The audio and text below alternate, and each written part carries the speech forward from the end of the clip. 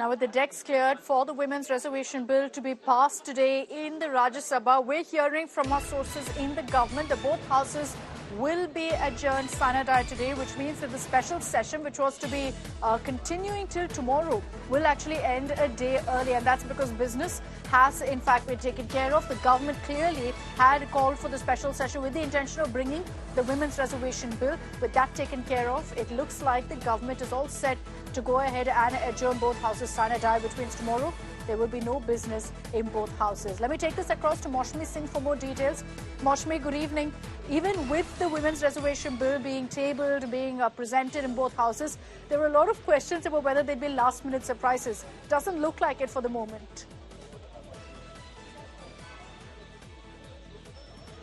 Right, Akshita, but today in the upper house, perhaps the discussion could go till late in the evening, and after that the voting has to happen. So probably we're looking at a very late evening in the parliament, and the news is that sources tell us that there's high probability that the parliament would be adjourned sine die. So as you rightly pointed out, 4 days of business conducted, a landmark bill passed and turned into a law. The government would pat its back, getting the historic legislation into action. So clearly you can see that it's a very politically charged up atmosphere, a bill where you can see rarely there is so much of consensus as far as, you know, the majority vote only 2 no's yesterday, and we'll have to wait and see whether the arithmetic is any different in the Rajya Sabha, because remember, the strength of the opposition is